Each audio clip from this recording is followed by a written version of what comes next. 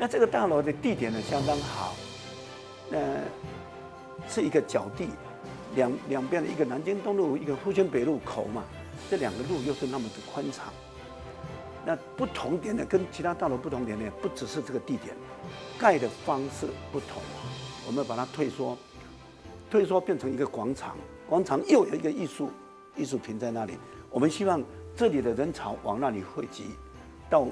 这个1楼的银行，那银行也有生意做，那到那个地方照个相，回去它有一个留念。那30年来，阳升金融大楼我们盖的房子都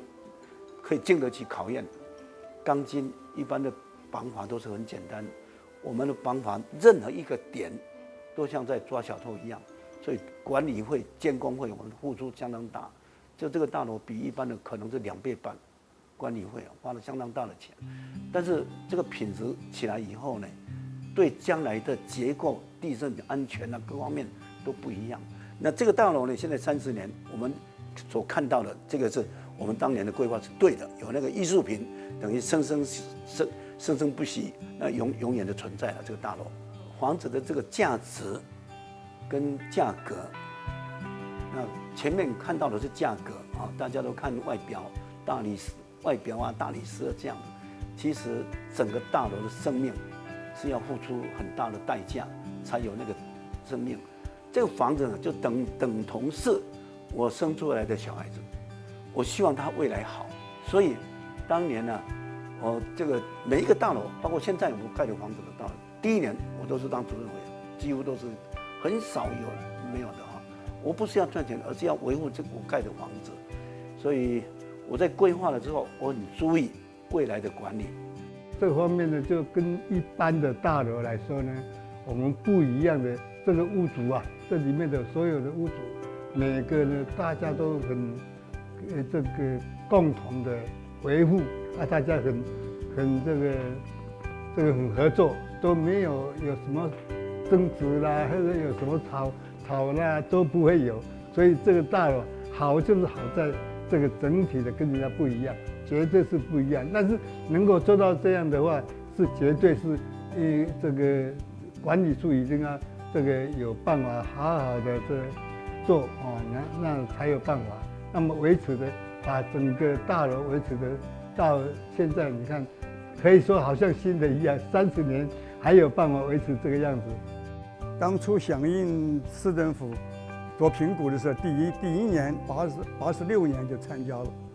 那我们就认为我们大楼平常的管理啊，也没有很特别的，就是一个整洁，然后就是这个楼梯间呢、都不堆放物品，还有这个玻璃帷幕的话，也没有广告，真正一个很清爽的这个办公大楼，因此我们就参与了。第1年86年就获得了这个整洁评估的第3名。管理处同仁的努力，那个时候得到了风华再现，也就是旧的大楼10年以上的大楼，它叫做风华再现，拿到了这一组的97年拿到第2名，98年呢拿到了全台北市的第1名。那这样的一个肯定，我想是我们未来继续努力的一个标杆呢，就能够维持这样一个好的一个管理的水准。但是就是能够维持这样的一个水准的话呢，我个人觉得背后的一些动力除了努力之外，我觉得还有一个项目呢，可以把这个价值提出来跟大家做分享的，那个是什么呢？就是诚信。因为我们有诚信，所以能够取得大家的支持。这个支持呢，包含了住户，也就是说包含了所有大楼的使用者。他觉得你在用心的努力做事，你在为我们整个大楼着想，你非常的节俭那这个你也尽量的把我们的困难都一项一项的克服掉。那这种情形之下，我有什么理由去欠缴管理费？我有什么理由去违反了这个相关的规则呢？我在这种情形下，我自己也会不好意思。所以当时在这样的一个氛围当中呢，我们比较能够顺利的推动一些比较不容易做到的工作。这个是我想这么多年来大楼外墙没有广告，也没有管理费的欠费的一个蛮重要的原因。就是没有呆账，这个也是个很重要的事情。但是我们大楼就是因为我们管理规则写得很详细，如果有这些事情发生的话，由这个出租人，就是房主啊，他要来负担。因此，我们在大楼这些年来，虽然是有这种情况发生，但是都有这个屋主来负担了这个管理费。因此，我们是管理费是全额的收入，没有一个呆账。这对我们本大楼啊，就是我们的管理规则写得很详尽，对我们大楼的帮助很大。在这个30年当中呢，我们经历过很多的问题。那么当然，像我们讲这个大楼为什么值得安慰的庆幸的？那这个921地震的时候，我们台北也是很厉害，那但是我们一点受伤都没有，所以这个大楼算是做得非常的牢固，这个是我们也很庆幸，这个是当时我们也发生这个问题。再来呢，还有一个民国90年那个纳莉水灾，整个这个附近，我们这边附近，通通都淹水，淹得很厉害。那我们为什么能够没有淹水？我讲我们这个管理处，我们这个处长带动所有的这个邻居的附近的这些人，大家来抢救，所以我们完全没有让这个水灾进来。当天晚上一淹水的时候，就动员了人了，用这个防水板把这个水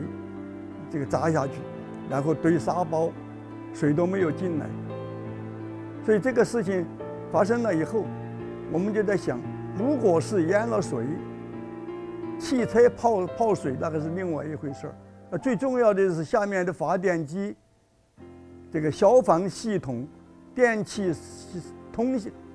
通信系统全部被水泡坏了，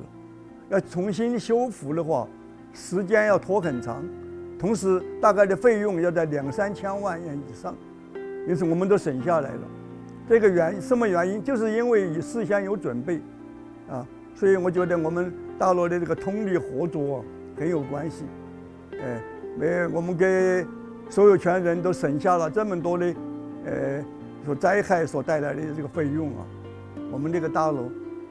一直保持我们这种精神，会永远的很安全的使用下去。在这里，我除了要感谢地主的资源、养生建设的设计，所以我们住得很安全，解决了我们多少问题。已经30年了，这个大楼，我们看这30年来得来不易的一个东西在那里，那往前推30年，往后再加这个往前推30年，往后再加30年，这个大楼就60岁了。那我也75岁了，在30年105岁了，这样的一个对比，我们希望这个大楼以后呢，就是能够这样的维持下去。我们也希望说，这个大楼里面的住户呢，是长长久久的，他们也不希望离开这个大楼。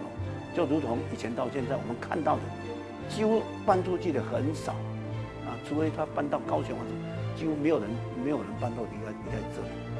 我觉得这个是我们的期许。将来所有的住户，如果要卖一个，有两个办公厅要卖一个，绝对不是卖杨生这个，